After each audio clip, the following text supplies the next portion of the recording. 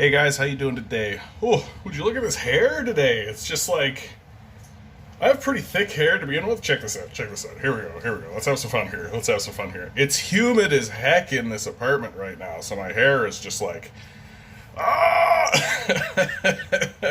I can't control it, and I haven't been able to go for a haircut for the longest time. Oh my goodness. Here we go. Here we go. I need to look like a respectable person, or the haters are going to tell me I look scruffy. Oh yeah. I, I don't know how to respond to these people, and I don't know. I don't know that I should bother talking to these people who swing by on a YouTube channel and then just leave stupid stuff and like say the dumbest things. Like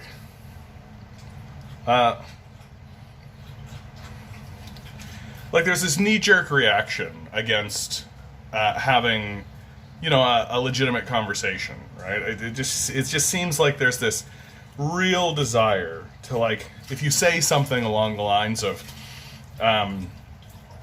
hey, maybe we should help people. Like maybe we should, if we raised like 75% of the populace thinks that we should have a wealth tax, right? But there's this segment, and it's a vocal minority, to the point where I'm like, I think you guys are probably getting funded, right? Like, I think if you're a billionaire, you can fund a bunch of internet trolls to go around and try and swing public opinion. And and it just seems to me like if you say, like, yeah, we should probably have, like, a wealth tax because the wealthy are sitting on ungodly sums of money, and they didn't earn it, and they should have all of that, like. And it's not even that people are saying, like, we should take it all away. They're literally saying, like, hey, maybe if we did, like, a 2% tax on these people, we could actually, like, have a stable, sane society for a bit. And people are immediately like, well, that's communism. And Karl Marx is a monster. And Marxism fails every time it's tried because we bomb them. That's my favorite, right? Show me a society where communism has actually worked. And every time you're like, like, every time somebody tries communism, or tries socialism on some sort of large scale, like, the CIA plans a coup. Like, this is something I'd love for these trolls to respond to. Right? How do you justify the abject and total invasion of these countries by capitalist nations? Like, what's the justification there? Is the justification actually that because you have decided that communism is bad, that it's okay to invade these people and overthrow their leadership? Because that seems to be the case. That seems to be the actual argument. That it's okay to go into, like, it's okay to send Marines to Venezuela and attempt to assassinate their democratically elected president because socialism is bad and it doesn't work. Even though, well, look, the socialist nation is the one nation in South America that's managing to keep the CIA and keep the American military at bay. And just the general sense of ignorance that goes around, like, and the same people who cling to this kind of thing, they're like, Marxism is evil, and I could prove that because of Stalin. It's like the two lived in very different places at very different times. And if you actually look at the history, which I know you don't, right? If you actually look at the history of Stalin, and if you look at the history of Marx, like, it's pretty clear to see that, like, they're fundamentally in different places, in different positions, attempting different things.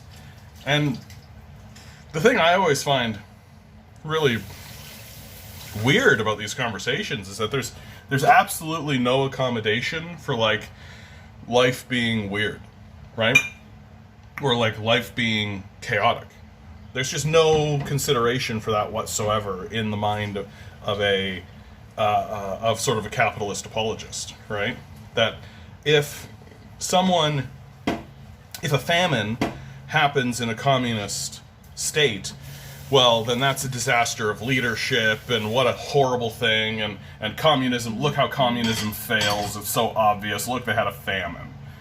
It's like, famines happen, man.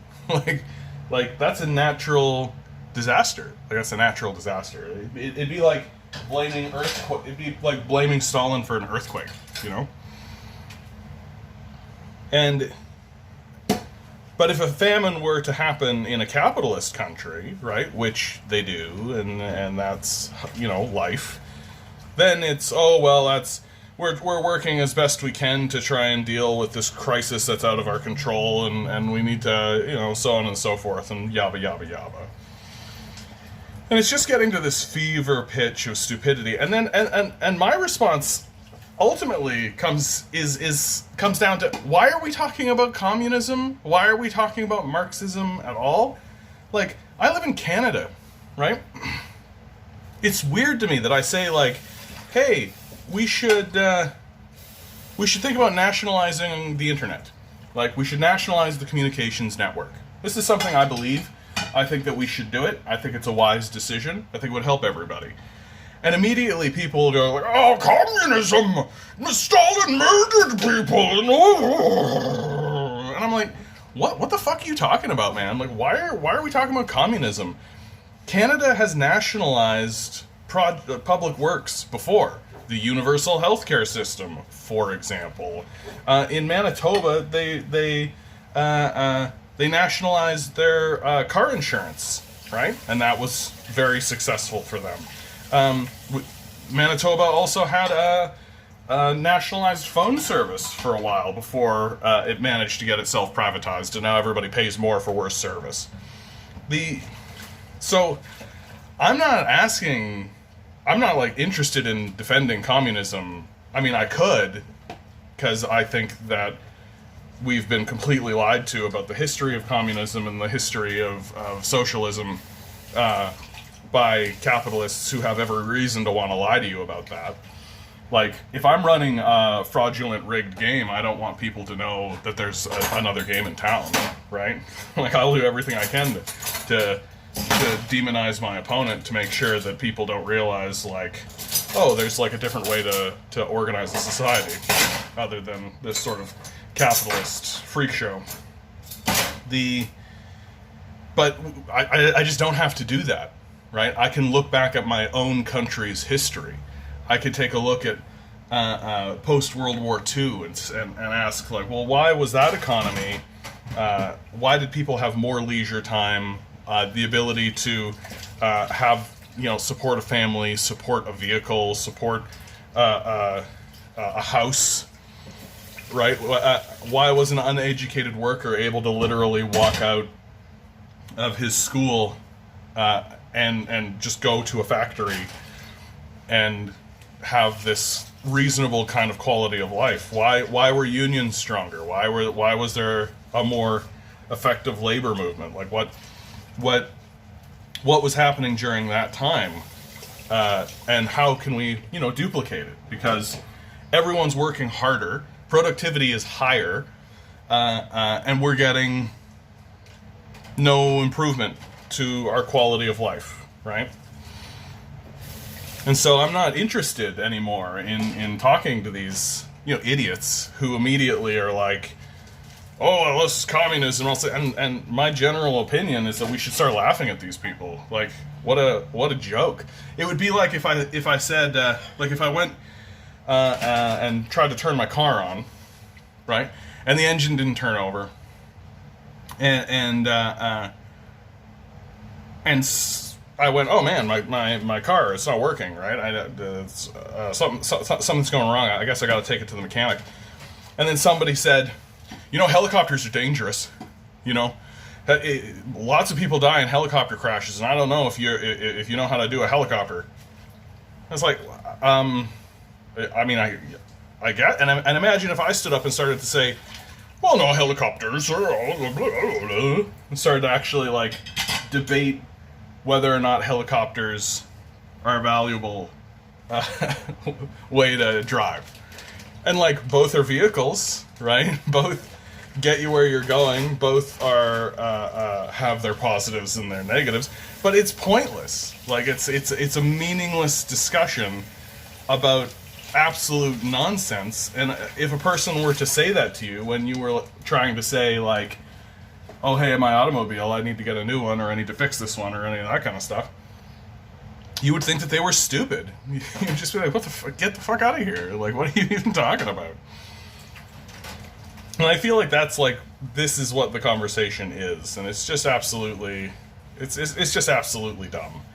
And we're in this real moment now where people are protesting, people are getting into the streets, people's opinions of capitalism have declined significantly, and their opinions of socialism have gone up significantly. And it's to the point now where even the most rapacious sociopathic capitalist needs to acknowledge that there is some reform that's necessary. And so I'm seeing in the media more and more, the big one I'm seeing more and more is, hey, maybe we could do a 4-day week, which I'm in favor of that, 4-day week, right? That only really works for the managerial class. Like, and this is what they're doing, right? They need to get the managerial class on their side, right?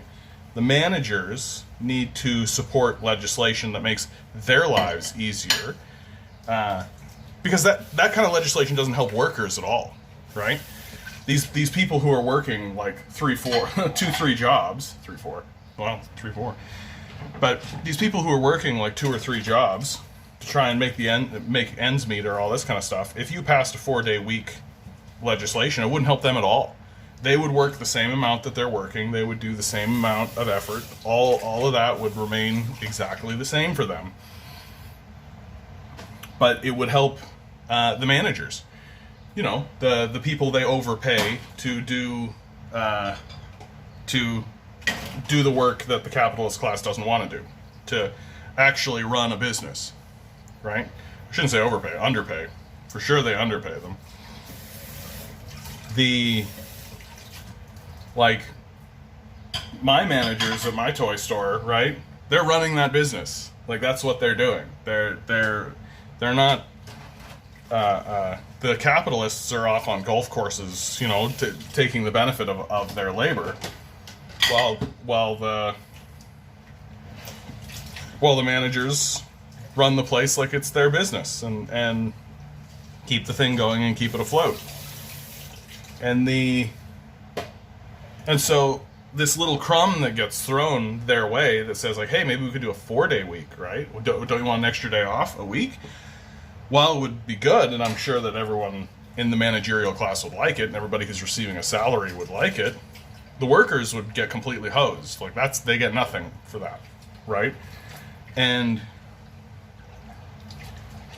it is just a way to attempt to divide and conquer, right? Like, so if the liberals can pitch this idea and get the managers on their side, well, they don't need support from the workers then, right? Like, they've got the managers. They can divide the society up the way that they do, and ensure the support of the working class, of the managerial class, and basically do as they always have done, which is flip the bird at the working class. And the NDP, of course, it pretends like it's a working class party, but I mean, I haven't really seen hard working class rhetoric out of these guys for some time now. So the decline in sort of how our society is working, and the decline in all of this, and what this is, right? It's the capitalist class is more than happy to give these small, minor concessions so long as you continue working for them, right? They understand that there are people in the society, like me, who think they're worthless. Or I shouldn't say think they're worthless, who acknowledge that they're worthless. They don't do any work. They don't achieve anything, right? Their whole job is to just take money from the populace, right? They don't actually do anything to facilitate any kind of system or any kind of thing. And every so often they'll just come in the room and be like, this is what we're going to do. I remember I've worked for companies who, like, the capitalist class, who is completely out of touch with what was going on in their own businesses, because they don't know where they are, they don't go to the businesses, right? They make these decisions, and then the working people, the people who are on the ground talking to the customers every single day, are like, that's a really bad decision. Like, that's a really bad, you're going to sink a lot of money into this, and it's not going to go anywhere. And we would get ignored. And then, of course, when the initiative that they were doing failed, because that's how it was designed to work, like, it was obviously going to fail. We would say that it was going to fail. We understood that it was going to fail. Who would get the blame? Was it the capitalists? Oh, no, friend. Definitely the workers. Definitely the workers that get the blame for when capitalists fail. And because the capitalists understand, like, the capitalists know that they're worthless, right? They understand that. They understand that they're not doing any work, and that they're just hiring people to do the work for them while they go into golf courses or any of this kind of thing.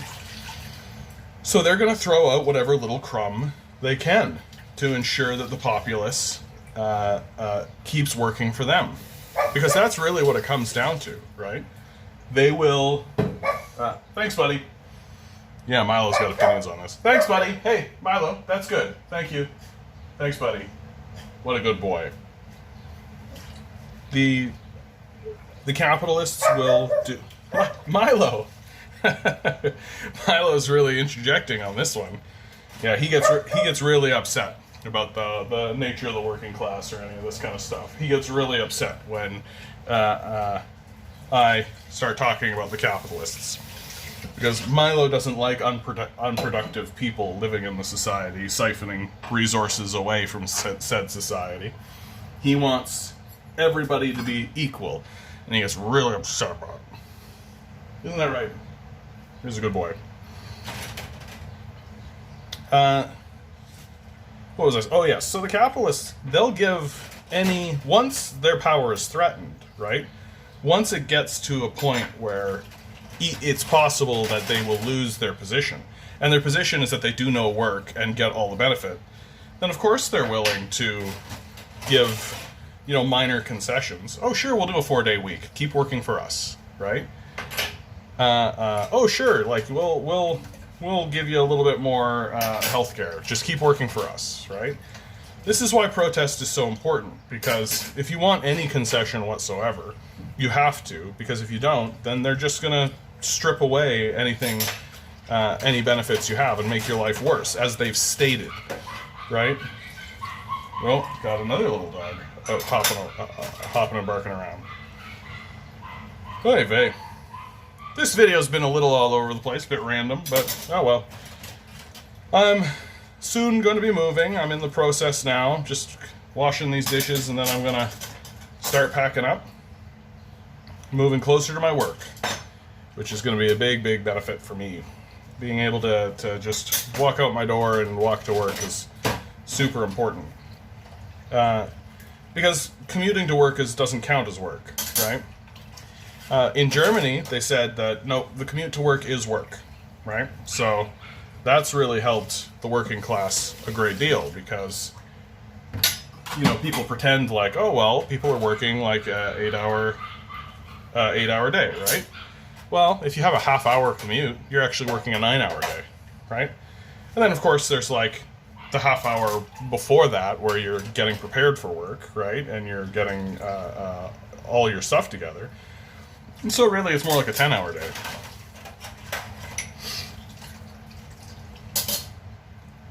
Yeah, I mean, I